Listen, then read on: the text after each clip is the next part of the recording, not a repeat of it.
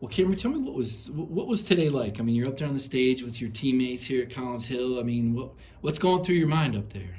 It was surreal. It's been a dream come true. I've been playing with those guys for some of those guys I've been playing for since I was six, since I got to high school. You know, it's been surreal. We've been talking about this for I don't know how long, and then to see it come to fruition is it's mind blowing. What about that journey? I mean, you come into a program that 4 years ago wins 2 games.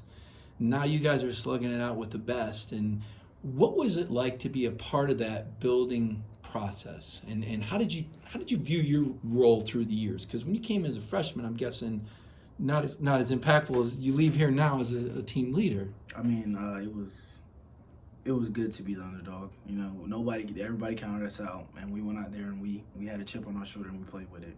No matter who we were playing, no matter what the score, if you played Collins Hill, no matter we were running wing T, spread, you were gonna get a fight for 48 minutes, no matter who you were. Right. And when you came in, now you're a big guy now. You're what, 6'3", 307, something like that. How big were you as a freshman? And where did you start out in the scrap here? How'd you get on the field? I may have been 6 foot even maybe, and I was like 250 maybe when I got here. I was actually 250 when he got here, Yeah. and then he built me up. So I mean, yeah, that's how it rolled. And so did you play on the D line early on, or how did it Freshman go? year, I played both ways. Yeah, I played left tackle and defensive end freshman year. Were you starting both ways Mm-hmm. as a freshman? Okay, wow. So how did that evolve? If you start out as a D end and a tackle, what were you as a sophomore? As a sophomore, he brought me up to varsity, and he started me at left tackle. So I mean, that's how it Okay. rolled. And then as a junior? I still play. I think I played tackle again, and then senior year, he said, "You're gonna get a lot of looks at center."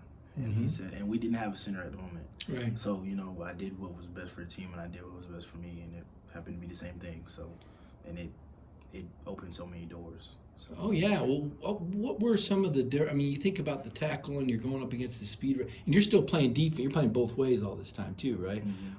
What was the biggest difference moving to center for you? I mean, just in terms of the skill set and the things that you had I to was learn. being more vocal.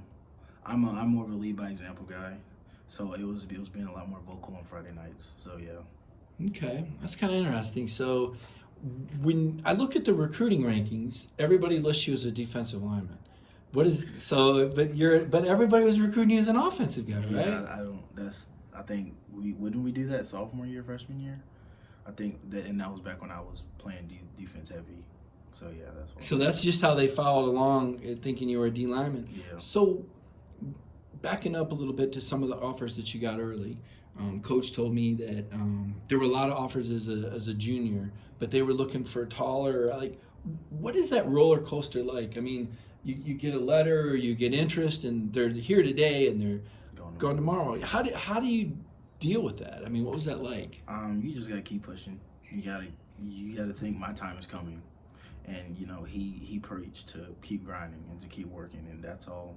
Once I had to keep my head down and keep going. That's how it happened. Does it put I don't know, is chip on the shoulder the right word when someone's Yeah, you got an of course. offer and you call back and they're not? It was because I've heard sometimes you call, these guys don't answer, they stop answering calls, Yes, or it puts a chip on your shoulder.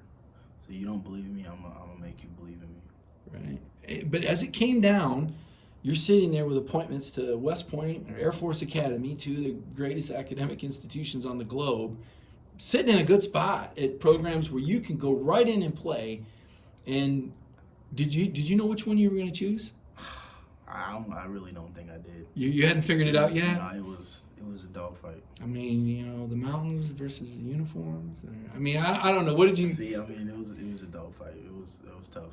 Yeah. They're both great academic and athletic institutions. They both play great football, and they're both top degrees in the nation. So Yeah. can't Did you make complain. any? Did you get to go to any visits or any I games? went to both of them.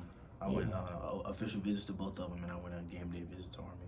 Oh wow, yeah, that's pretty sweet. So your mind was set that it was one or the other. It was one or the other. That's like a 9-year commitment, though, isn't it? Like 4 years of 4 school. and 5 service, yeah.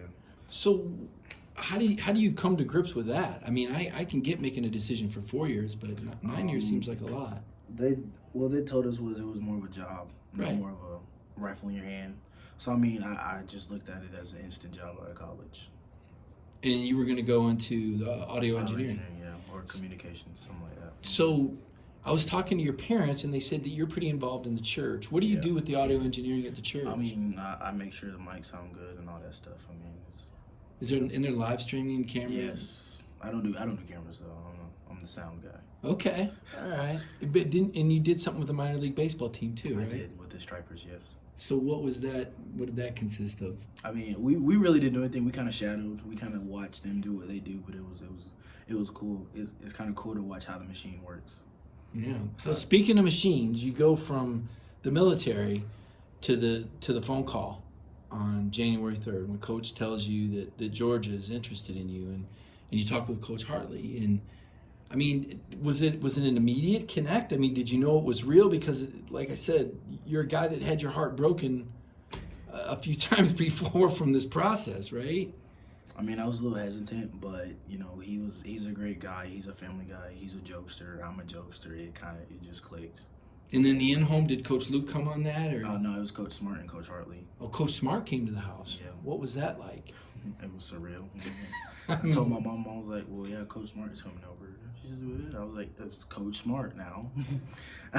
Yeah, there's a difference there. It was good. He's a real down-to-earth guy, and he's a jokester too. Him and Coach Hartley in the same room. Yeah, good times. Yeah.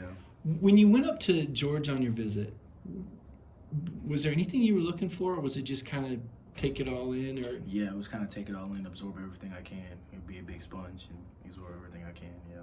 was there anything that jumped out at you? You know, you've been some other places. It's not like you hadn't seen what a big time campus or a big time program looked like. But was there anything that jumped out at you about that visit, or something you saw that made you? Kind of how individual it was. You know, not everybody was on a big coach bus or something. It wasn't just recruits on coach buses. Everybody had, you know, a driver. And then, like, Coach Hartley actually rode with us most of the visit, and he gave us a campus tour. It was very personal. It wasn't just, you're one of the guys. It was, we really care about you. And then they were small talk. It was real nice. Yeah. So this was, you knew it was pretty real then. Yeah. And then the private, was it hard to keep the private commitment private? I mean, do you just want to run out and tell the world, or Yeah, it was a little bit hard, but I had to do it. I actually didn't want to announce it until like 11, but the word got out, so I just went with it. Yeah, it did get out. And what's the reaction been like? I mean, you got these people you've known all your life. You know who your friends are. I mean, the cheers in there that I heard for you. I mean, it was staggering to hear the way this student body and teammates supported you. I mean, I got to believe that had to be an emotional time for you to hear all those cheers. It was good, but I really think that no matter where I signed, I still would have got that same applause. Yeah. That's how the Collinsville community is. Win or lose, they're gonna be behind you. So I mean. So talk with your dad. He's a former Jacksonville State player. He says tomorrow life changes a little bit.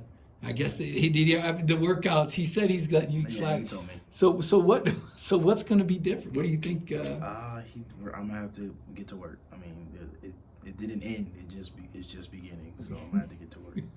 And what happens between now, in addition to these workouts, between now and the 1st of June when you go to Georgia? I need to mature a little bit, and get in some shape, honestly, and stay in the weight room. I can't slack off because I'm gonna need it, and that's it, really. A lot of people view recruiting, not football people, but fans. They look at the stars. Well, this is a 5-star and this is a 3-star, so this guy is better than this guy. And if he's a 3-star, how's he ever going to play? Because they're going to keep recruiting 5-stars. I'm not telling you anything you don't already know. If you went to a service academy, you're on the field probably your freshman year, if not the second year. At Georgia, there's no guarantee.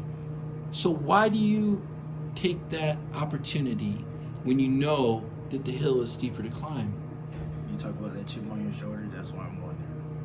I've been proving people wrong my whole life, and it's time to go.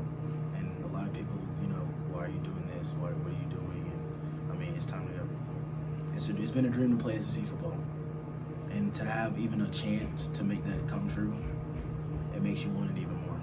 And then I guess and then the academic side of it, I saw in your quote, I mean, Georgia, top 15, top 20, depending on what you look at. Yeah. I mean, I got to think for someone that's taken all these AP classes, that had to factor in too. And when my mom went down there, the amount of resources they have a building specifically for athletes. They have individuals, like they have everything set up. And I mean, she loved it. So I mean, if mama loves it, there ain't nothing wrong with That's it. But no A. No play.